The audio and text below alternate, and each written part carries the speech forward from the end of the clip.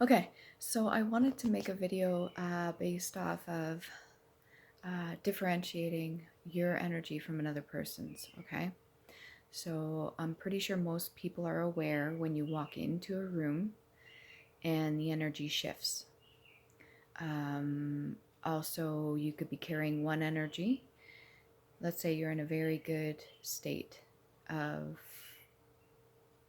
whatever, and you walk into a room and then automatically that shifts. Maybe you may feel there's paranoia, or there is like an unsettling feeling, or some people get even more heightened, like really amped up. Some people all of a sudden hit this wall of depression or sadness. Um, Now, even when you're alone by yourself, let's say you're just doing your regular chores or something, you just start crying. Normally, when that happens with people, they are maybe internalizing certain things or they're thinking about certain things, and that can be a trigger, absolutely. That can do things like depression or mood swings or something like that when we're overthinking about certain negative things. If we're not looking for the lesson in them, in my experience, and we're just clinging to the emotion of it. So there's a difference, right? When you're thinking about something that's happened in the past, almost like a movie, you watch it and you look for what the lesson is. And you can ask yourself certain questions to find out what the lesson may be in order to get your clarity and your closure. If you are focusing solely on the energy of that moment, like you're reliving it, you're putting yourself in your shoes at that very moment in time and you're feeling that energy, and then you hold on to it, almost like throwing a sack over your shoulder. That's going to weigh you down, because now you are not focused on anything other than carrying that energy. You're just focused solely on harboring it, and you're not looking for any clarity or closure. You're just holding the energy, and then you're reenacting the emotion. The chemicals are released in your brain and your body is reacting as well. This may not happen in the form of like crying or something like that, but it could be body ailments as well, something that's not addressed. And this sort of thing can do a number on your body, your physical health. And then when your physical health is affected, then your immune system's going to be lowered as well. Keep that in mind. Activities, physical fitness, moving around. Like I said, you could jog in one spot for 10 minutes and I will personally tell you, you will see a difference.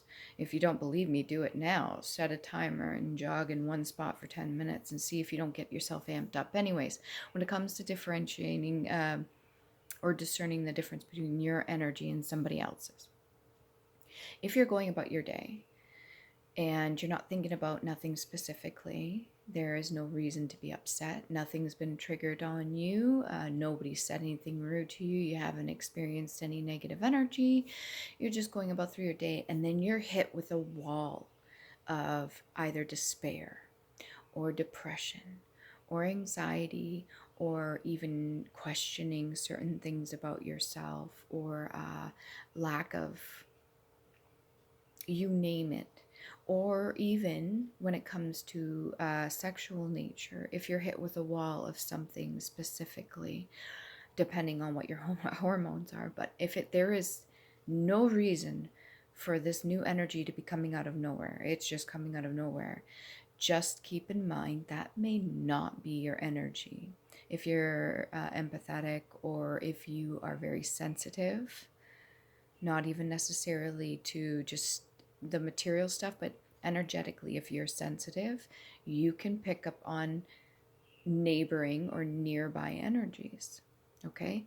And once you recognize, wait a minute, where is this coming from? You're allowed to outright state it, or as long as you acknowledge it, say, this is not my energy. I don't know where this is coming from, but this is not my energy. There's no reason for me to be feeling this way. As long as you acknowledge it and then try to get yourself up out of it, do the best you can to shake that off. Anything you can do to raise your vibration or just change the mood, It's very, very important, because as soon as you take on another person's energy, even, then you are almost doing the work for them. You are basically doing the work for them, acknowledging this is not my energy. This is not my signature. I do not have to carry this. Is very important. Definitely, if you practice this, I can assure you it will help. I'm not going to guarantee it's going to solve all problems, and it depends who you live with as well. It depends who's close by you. Sometimes it's not easy because we have no control over other people, what they say, do, how they manage their own emotions, how they project. The best thing you can do is just worry about yourself, but definitely be able to discern the difference between your energy and another person's, okay?